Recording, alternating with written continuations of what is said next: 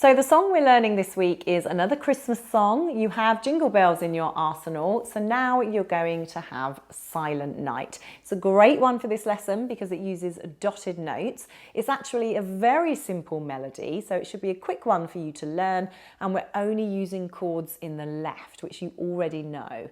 Okay, so the first thing we need to do when learning any new song is to take a quick look at the piece to make sure we understand everything. So this song is 2 pages long. This is the first page. We've got 4 lines of music, and then we have a second page with lines 5 to 8. The time signature of the piece is 3/4, so hopefully you remember that this means there are 3 quarter note beats in each bar. Now I can see there's some 1/8 notes in this piece, so we'll be using the ands when we count. So I've put those at the top in red, 1 and 2 and 3 and. The next thing we need to do is make sure there are no notes in this piece that we don't know or that will catch us out. It's a pretty simple piece. The highest we go on this page are these Ds. If you didn't know these were Ds, then remember to count up from middle C to work out what the note is. If you've forgotten all about this, then go back to lesson 8 and have another look just to refresh your memory. On the second page, on the first page, the lowest note is E, so nothing difficult there. On the second page, the highest note is this F on line 6. And the lowest note is middle C here at the bottom.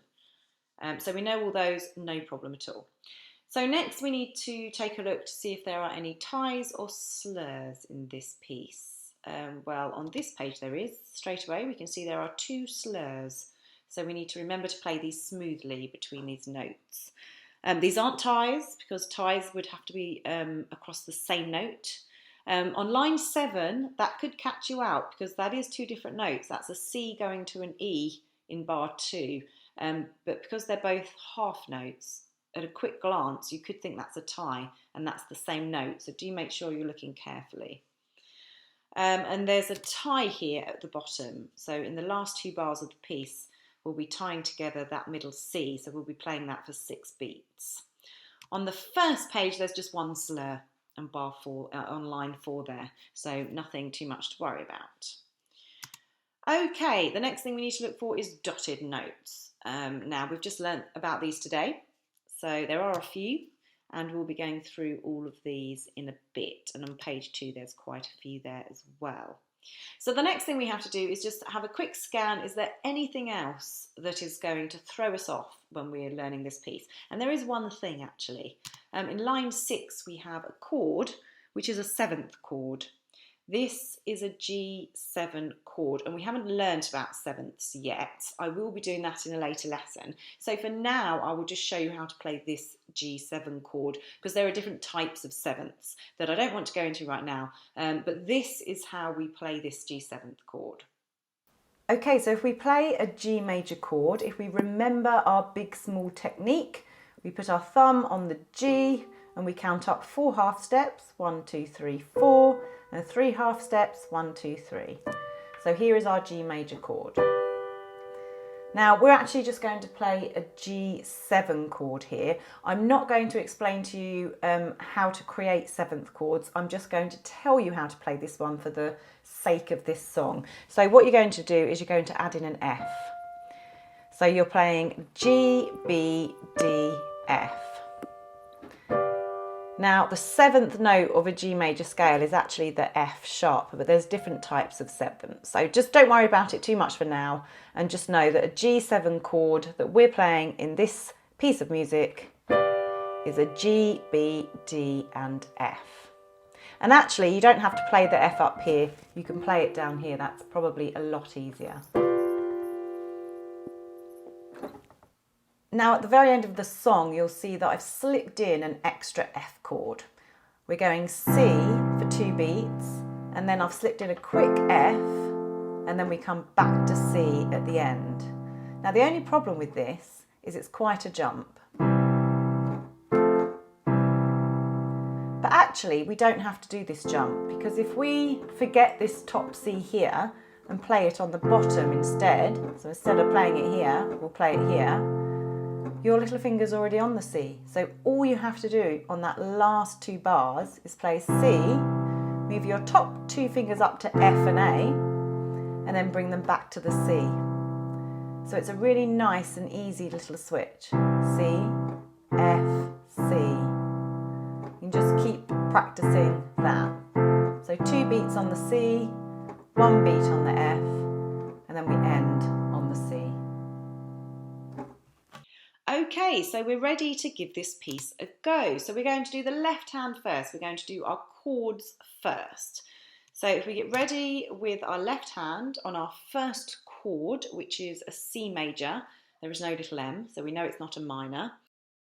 So to find a C major chord, we put our little finger on C, we'd count up 4 half steps and then 3 half steps. So it's a C, E and G, and that's what we'll start on. So I will use a metronome, I'll count us in 3 beats and then we'll play the left hand chords. Here we go. 1 and 2 and 3 and.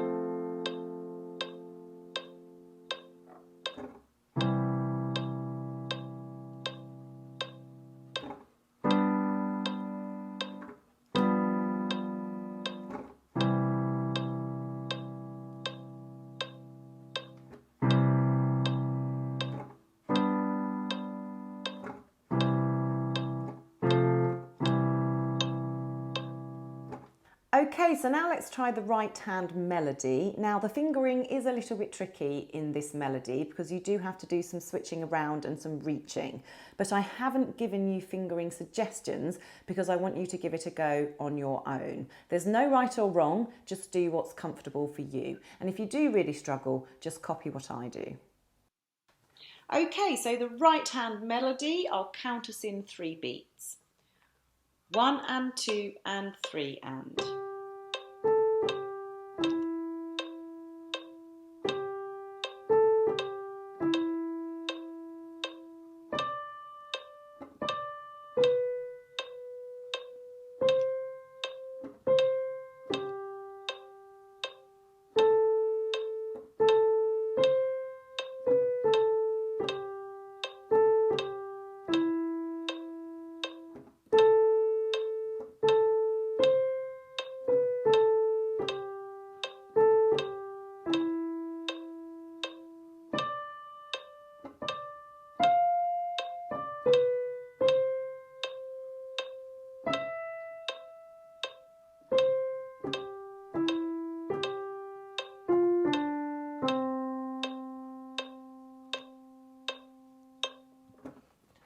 Okay, so now we're ready to play both hands together, but before we do, there is one more thing we need to quickly look at. In line 8 on bar 1, we're playing a G, but in our right hands we want to play G, F and D, which means we're hitting the same D. So what we'll need to do is play this D down here as well. Instead of playing it up here, if we play it down here, we can then reach it. So all you'll do in bar 8 is play the G like this instead of like this. So you're actually on a C at the end of bar 7, you move to your G in line 8 with the D at the bottom, and then you can move back to a C for the end part. Okay, so let's give both hands a go. 1 and 2 and 3 and.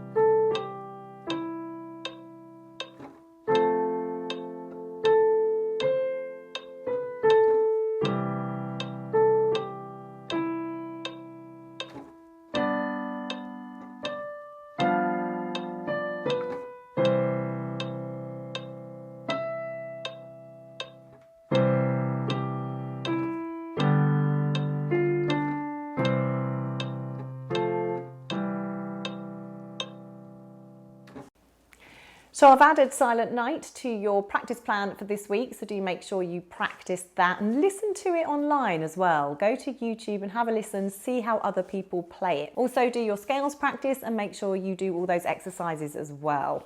That is it for this lesson. In the next lesson, we are going to be looking at our first minor scale, and I've got a fantastic trick for you to be able to find any minor scale.